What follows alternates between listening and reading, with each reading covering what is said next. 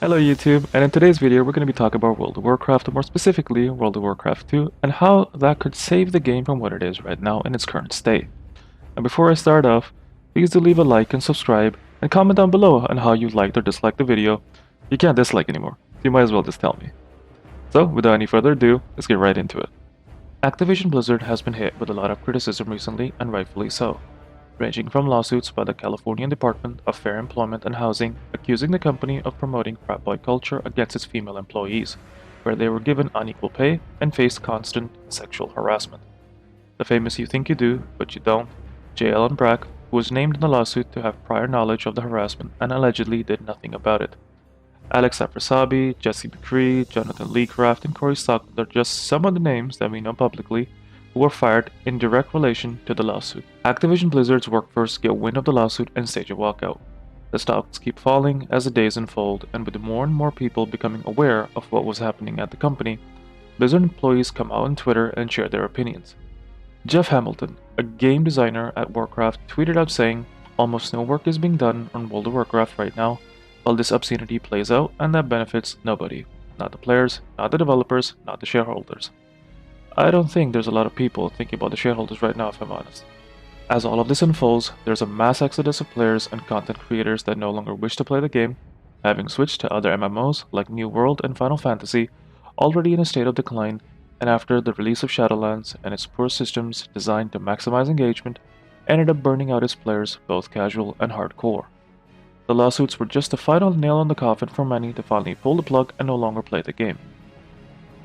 You think the first thing Activision Blizzard would do, while it's in the midst of it all, was to focus on their employees and get back to making good games? Right? Not really. You what? Bobby Kotick allegedly decided that the best way to not get bad press would be to buy the press. Shocking. Popular websites like PC Gamer and Kotaku were in his crosshairs for acquisition, just so he could control the narrative on the situation from certain outlets. On January 18th, Microsoft announced that it had acquired Activision Blizzard, a small glimmer of hope in the eyes of some, primarily because of the predatory engagement-focused mechanics put into the game, allegedly by Bobby Kotick, so that each earnings call, Blizzard can announce higher-than-ever engagement across the board, and stockholders can be happy that their investment is secure. Microsoft acquisition of the studio would mean that Bobby Kotick allegedly steps down after the acquisition is complete, and the community was overjoyed to hear it. But this begs the question, will all of this be enough for the game to return to its glory days? After being dethroned by Final Fantasy, will it ever regain its former title as the king of MMOs? Is Microsoft acquisition bringing in new leadership going to make the development team focus more on good gameplay rather than focus on keeping us logged in and doing endless grinds? Was Alex Afrasabi's firing as the senior creative director enough for Steve Denuser to create a better storyline? It was already alleged that Afrasabi was responsible for the burning of Teldrassil and the state of Sylvanas we have today. But with the end of Shadowlands in sight and the announcement of a new expansion on the horizon, will the players even be bothered to engage in the new story anymore? I don't think so. There's too much bad blood between the players and the developers that a simple release of a new expansion with a new storyline will be enough to fix all of its problems. Among those who no longer play, some might return, but there will be a chunk of players who no longer wish to play Activision Blizzard games after all that's been said and done. I assume the game will continue its streak of bad game design and even worse narrative decisions. We still never got to see the story from BFA carry forward from the people of Zuldazar and Boralus, and let's not forget that we still have a massive sword sticking out of Azeroth, and that was over an expansion ago. 2 expansions if you count Shadowlands nearing its end, and we don't have all of those loose ends tied up. It will be a monumental feat to tie in all of this together in one expansion. Most of the community and its creators have already suggested that a Thanos-level extinction event is needed to reverse all the damage done, be it in the form of a retcon, or if all of this was a bad fever dream and we're still under the clutches of N'Zoth and he's not really dead. Fingers crossed. But there's something else that I think could be done to get away from what the game has become and what the players want it to be, and that is World of Warcraft 2. Or Worlds of Warcraft, but I'll get to that point later in the video. Now we've all heard of this talk of WoW 2, but I don't think there's ever been a time where a possibility of it happening would ever be real until now. We've already seen Blizzard make changes to what people may call reactionary changes to bleeding subscribers, such as cross-faction rating and Mythic Plus, almost an expansion later, but narratively, the best time for this change was in BFA when the narrative actually supported it rather than now in Shadowlands. In a recent interview with IGN, game director Ian Hazzikostas claimed that an all-consuming faction conflict expansion would be unlikely in the future, which is great to hear because we've all been down this road before of Alliance versus Horde, only to find in the story that we put aside our differences to deal with a greater threat. First it was the Legion, then it was an Azoth, and now we have the Jailer.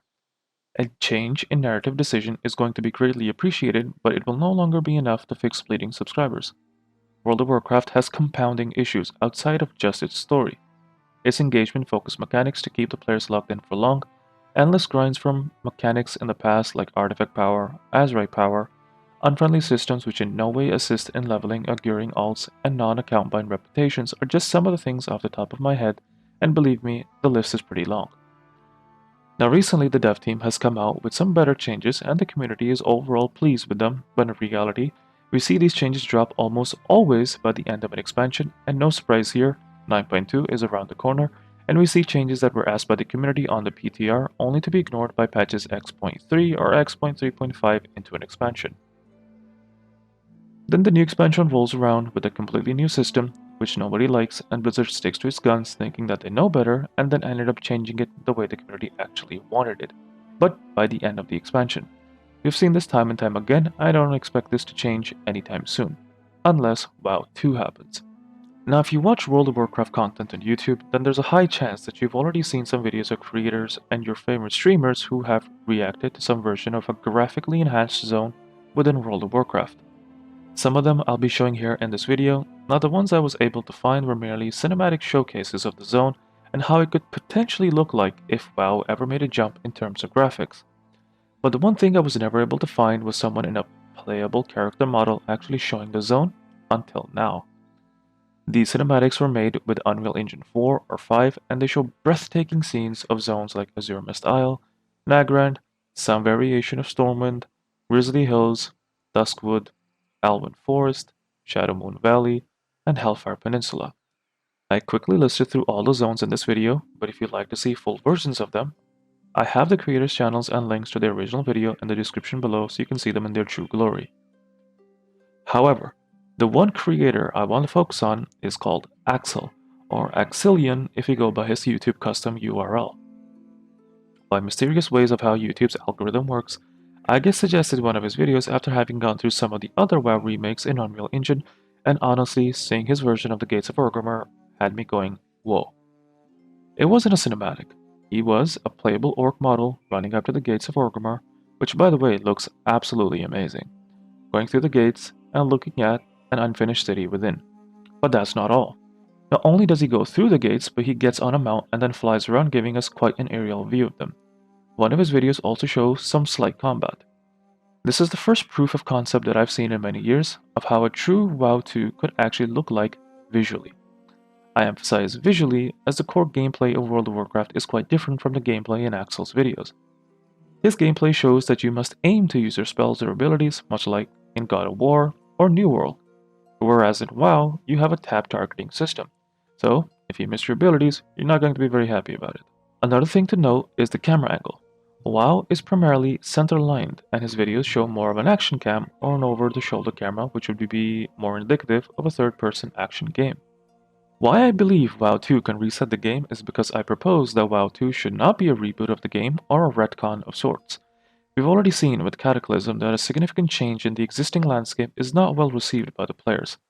WoW 2 would have to be new zones or a completely different planet outside of Azeroth when we've completed the story here.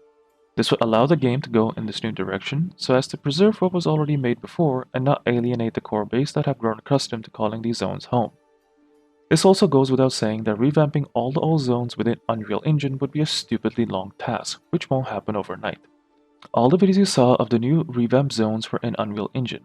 With WoW using its own proprietary engine, I find it difficult to believe that Blizzard's engine possesses the ability to achieve the sense of realism we're able to see within Unreal. WoW 2 does not have to abandon its core values. The way I define its core values is in its core gameplay, and its distinct art style that we've all grown accustomed to. WoW 2 does not have to abandon these things, yet it enhances the feel of its world environment and atmosphere to bring a sense of realism to the game without letting go of what makes it a fantasy. World of Warcraft's initial success was attributed to many factors. As over the years many MMOs tried and were called WoW killers, but none of them ended up being them. The thing that is killing World of Warcraft is itself. Isn't that ironic? Other MMOs never came close to creating a world like it. A true jump in the World of Warcraft's graphical fidelity was in Warlords of Draenor and onwards. We've had many improvements since then, but nothing too drastic. It could be argued that some of the games actually did create a world, but there was always something else to plague its success, like its netcode, challenges World of Warcraft had already conquered. When vanilla came out during its time, it was seen as an escape from reality. It was the best an MMO could be. This is where I believe WoW 2 could come in and bring life to the game once again. Achieving photorealism is no longer an impossible task, and within Unreal Engine's tech demo, it was able to showcase just that without compromising on optimization. We've come a long way in World of Warcraft's journey, and what made the World of Warcraft a major success was its world and the story attached with it. Now, with WoW 2, a tune-up to its graphical fidelity and an entirely new planet outside of Azeroth could allow the game to keep what it's already made in its current state and then build upon a new world with this new engine with a connecting storyline, not plagued by the mistakes of its past, which is why I called WoW 2 Worlds of Warcraft. We've already traveled to Outlands, Draenor, and Argus, so it's not a far reach when I presume we will be going to other worlds. So a true successor to World of Warcraft or WoW 2 could be Worlds of Warcraft. Another planet or planets, Azeroth finally being born, after she's been unstabbed preferably, and our story goes on to fight the Void or whatever greater threat that's out there threatening our existence. Now when do I think WoW 2 would ever release? With the way WoW releases expansions on a 2-year timeline, developing something of this magnitude would mean that the dev team would first have to get used to the Unreal Engine, which could take close to a year realistically, if not longer, then begin making the environment that we would have to play, and then also ensure we have the same level of quality in terms of atmospheric feel, core game design, and netcode to support it all. This could take another 2 to 3 years to completely flesh out. That's putting WoW 2, at least with our current expansion release pace, 2 to 3 expansions or 5 years out from where we are now. This is all given that the dev team actually decides to go this route of giving the players a true successor to World of Warcraft. If they don't, then maybe 7 to 10 years from now, will the community ever get a WoW 2? One of the most common arguments as to why World of Warcraft can't be like other AAA titles is because it can run on ancient hardware, thus appealing to a wider audience. I would agree with you 5 years ago. World of Warcraft is a game that is not heavy on the GPU but CPU, meaning most of the heavy lifting gets done by your CPU, giving older laptops or systems still the ability to run this game at above 30 FPS if not closer to 60 FPS. We don't have data to actually see what system specs people are running World of Warcraft on, but we do have is Steam Stats. Steam Stats is something I'll be basing my assumption on what the average consumer currently has to play games on. Now in the month of January, when Steam conducted its hardware survey, the top 20 graphics cards shown here are in descending order by percentage share. They account for a total of 55.02% of the total GPUs used by the people on Steam right now. They were all either low to mid-tier graphics cards with some notable mid to high-end cards like the 2070 Super, 3070, and the 2070 respectively, while the GTX 1060 reigning supreme at 7.79% of the total market. With WoW 2 to take 5 years of development time at the least, it's not a far-fetched to say that the average consumer will upgrade past their current graphic cards and CPUs, and thus play more graphically intensive games, and game engines will become even more optimized to give a better performance. If I scroll below the Intel UHD graphics, most of them are below 1% of the total GPUs on Steam. The cards here are either very low end or very high end, and this polarization makes it difficult to make an educated guess. In terms of CPU, 4 cores will get you what you need, but it's definitely not future-proofed. 6 cores are good, whereas 8 cores will get you better performance, but most games are not designed to utilize all of the cores, so it depends on the game. So for the sake of this argument, let's say you have whatever brand CPU, Intel or AMD, with 6 cores and you rock a GTX 1060 as your graphics card. The GTX 1060 came out in 2016, and while it was aimed at being the budget option for many gamers, it was not designed to run games at ultra, yet still it holds very well in current AAA titles even today. My goal is to try and see how the GTX 1060 with a 6-core CPU will perform in graphically intensive games or current titles of today. With that in mind, it also needs to have large open spaces to simulate the open world environment and then small to medium encounters to simulate both dungeons or Mythic Plus, and a raiding environment with roughly 20 people whilst in a boss fight on normal, heroic, or mythic. Not all games would fit these criteria because we want to push WoW's graphics to a certain level of realism on current hardware to see if World of Warcraft actually did make this jump. How would the players experience its gameplay? So the few titles that do come to mind are Star Wars Battlefront 2, Call of Duty Modern Warfare, Call of Duty Warzone, and Destiny 2. Now I don't own a GTX 1060, so I had to scour through benchmarks or gameplay videos of others to see how the graphics card actually held out. The first game we actually do want to see is how does the GTX 1060 perform on World of Warcraft so we get a good idea of where we roughly stand versus other AAA titles. We can observe that with everything set to high in its open world, it's easily doing 100 FPS with some lows dropping it below to 40 to 50 FPS and back up to 100 again. In another video, we see ourselves in a BG with the settings set between high and ultra and easily pushing over 120 FPS and sometimes touching 140 FPS. And when the video gets into some moderate combat, you can see the FPS still holding at a stable 120 but always over 100 FPS. Now going over into Battlefront 2 with everything set to ultra, you'll see that GTX 1060 performed exceptionally well with an average 60 FPS with 1% low at around 50 FPS. With all the bad rep Battlefront has received over the years, the one thing I must say is that it is aesthetically a very beautiful game. Moving on to Call of Duty Modern Warfare, we see everything set to its highest settings, and with that, the GTX 1060 holds a stable 80 FPS with the occasional dips down to 70 FPS depending on what's going on around the player. In Warzone, with everything set to high for most of the settings, we see an average of around 65 to 70 FPS when the video pans towards an open environment, with the FPS going even higher when the player starts going towards more enclosed spaces, bringing the FPS up to sometimes even 80 to 85 FPS. On to our last game to see here is Destiny 2. You'll see the settings all cranked up to the highest available and will note that the FPS never dips below 60, has an average of 80 FPS and sometimes hits an occasional 100 depending on the environment you'll find yourself in. Even in an encounter situation, the FPS hovers around 80 FPS with occasional dip down to 70. All the games seen here have some variation of a large open space simulating the open world or a BG. They had small spaces with high enemy density simulating either a dungeon-like encounter with your party present. All of this can be argued that it is a close situation we could find ourselves in World of Warcraft. I use old gen hardware purposely to prove a point that even with a card that was released in 2016, a realistic World of Warcraft could be made and released 5 years from now and the players would have no trouble running it. As time passes and hopefully as more and more graphics cards become available at MSRP, people will be able to reliably upgrade their systems and play more graphically intense games. 2 games to my knowledge took their franchises to a completely new direction which resulted in an overwhelmingly positive outcome from their existing fanbase. Those 2 games are Doom and God of War. They were able to successfully rebrand their games and thus doing so provided a fresh new outlook of what the future of the franchise was going to look like and were able to rein in new players in the process as well. I do not see how World of Warcraft is unable of doing the same thing here as well. Gaining and losing subscribers is part of the natural cycle. Loyal players stick with the game whereas those who no longer enjoy it either unsubscribe till the new patch drops or never return. With the state of WoW in a gradual state of decline since the release of Cataclysm, the recent mass exodus was due to its string of lawsuits exposing the true nature of the company from within. World of Warcraft needs to revamp itself both from within Blizzard so they don't remake the same mistakes made in the past with previous expansions with poor game design, and from the game standpoint itself to bring about a new World of Warcraft. One where new and existing players can experience a new world, make new memories, have new encounters, and most of all have a better game that we've all been wanting for a very long time.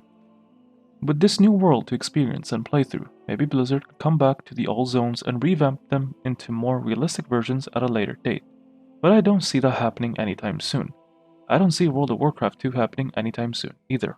We've been strung along long enough hoping to go back to the old days but they never come, dreaming of better days but only to wake up to the nightmare of a game that we have now. If things don't change, the game might go into preservation mode and the World of Warcraft that we know and love today will die out and be forgotten, only to be played by its loyal fans who will also dwindle over time. What I do see is that we the players deserve a better game, a better Blizzard, and a better World of Warcraft. Hope you guys liked the video, and if you've stuck around all the way up till here, please leave a like and subscribe if you liked the video. It really does help and lets me know that you guys like the videos, and I'll be motivated to do better in the future. For now, this is goodbye, and I'll see you guys in the next one.